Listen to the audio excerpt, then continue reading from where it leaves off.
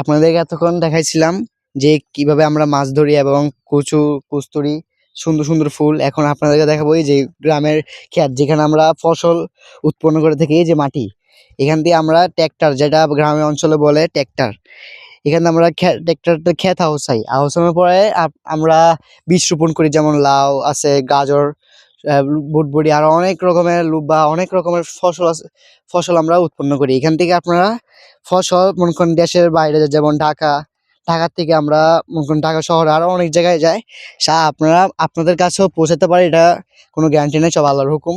এই যে এটা লুব্বা গাছ, লুব্বা ক্ষেত, লুব্বা ক্ষেত ধরতে গেলে এটা লুব্বা ক্ষেত। এখানে কত বড় দেখেন, সিরিয়ালটা দেখেন আপনারা, অনেক বড়।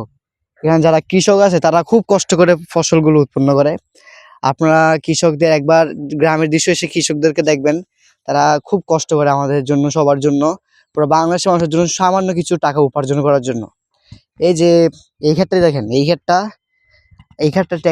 ট্র্যাক্টর দিয়ে আওসানোর পরে কয়দিন পরে শুকানোর পরে আবার আওসার দিবে, দেওয়ার পরে উপর দিয়ে সার দেওয়ার পরে এখন কিছু বীজ, যে ক্ষেত লাগাবে ওইটার বীজ দিবে। বীজ দেওয়ার পরে এখান থেকে গাছ উৎপন্ন হবে। গাছ উৎপন্ন হওয়ার পর এখান থেকে আমরা ফসল পাবো। ফসল আমরা এই যে আমদানি করবো, যখন ঢাকার বাইরে যাবে ফসলগুলো, এই ফসলগুলো খেয়ে আমরা বেঁচে থাকি, যা আমাদের স্বাস্থ্যের জন্য খুব উপকার। এখানে খুব শাকসবজি জাতীয়, আমাদের গ্রামে শাকসবজি খুব খুব, যারা বাইরে ঢাকা আছে এবং শহরের মানুষগুলো তারা খুব পছন্দ করে এই শাকসবজিগুলো।